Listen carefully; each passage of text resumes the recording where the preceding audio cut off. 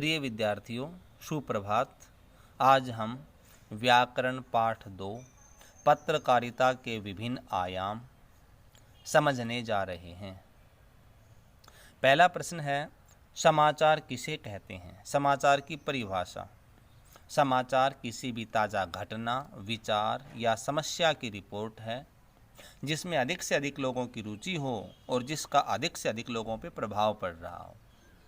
छोटा उत्तर, घटना, विचार या समस्या की रिपोर्ट। समाचार के तत्व कोई 3 या 4 याद कर लीजिए। नवीनता, निकटता, प्रभाव, जनरुचि। नवीनता, नए होने चाहिए, नज़दीकी के होने चाहिए, प्रभाव डालने वाले होने चाहिए और लोगों की रुचि हो, ये तत्व हैं। संपादन का अर्थ, संपादक कै होता तो पत्रकार। संपादन ने किसी सामग्री की अशुद्धियों को दूर करके उसे पठनीय बनाना, पढ़ने योग्य बनाना।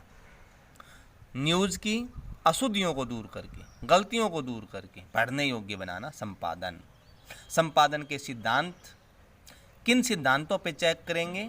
तथ्यों की शुद्धता, आंकड़े सही होने चाहिए, निष्पक्ष होने चाहिए, निष्पक्षता, वस्तुपरकता, संतुलन, संतुलित होने चाहिए और स्रोत, वो किस माध्यम से आए हैं, कहाँ से आए हैं। आम आदमी का बताया हुआ समाचार अखबार में नहीं छापा जाता। तो 3 याद कर लीजिए, तथ्यों की शुद्धता, निष्पक्षता और कोई भी संतुलन वगैरह। पत्रकारिता के अन्य आयाम, अखबार में क्या क्या चीज़ें आती हैं? पत्रकारिता में संपादकीय लिखे जाते हैं, फोटो पत्रकारिता आते हैं, कार्टून वगैरह आते हैं, कार्टून कोने, रेखांकन और कार्टोग्राफ। कोई 3 याद कर लीजिए अन्य आयाम। अब है परिभाषाएं। खोज परख पत्रकारिता। खोज परख का याद रखो, छानबीन करके ऐसे तथ्यों को सामने लाने की कोशिश की जाती है जिन्हें दबाने या छुपाने का प्रयास किया जा रहा हो। खोजबीन की जाती है, खोज परख, खोजबीन, छानबीन। और इसमें खोजी पत्रकारिता का एक नया रूप स्टिंग ऑपरेशन भी है। तो खोजी पत्रकारिता को आजकल कहने लगे स्टिंग ऑपरेशन, ये इसका दूसरा नाम। विशेषीकृत पत्रकारिता, ये विशेष तय में जाके अर्थ स्पष्ट करती है, पाठकों को उस समाचार का महत्व बताती है, तह में जाना।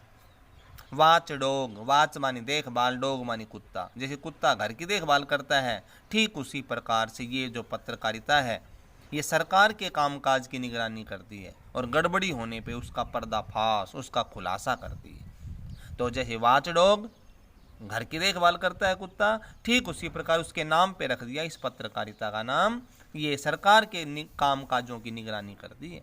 एडवोकेसी पत्रकारिता, एडवोकेट, मुद्दे को उछालना, ये किसी खास मुद्दे को उछालकर उसके पक्ष में जनमत बनाने का लगातार अभियान चलाते हैं।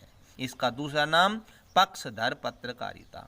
फिर सुनिए, खोज परख का नाम है आजकल स्टिंग ऑपरेशन, और एडवोकेसी पत्रकारिता का दूसरा नाम पूछे तो उसको बोलेंगे पक्षधर पत्रकारिता।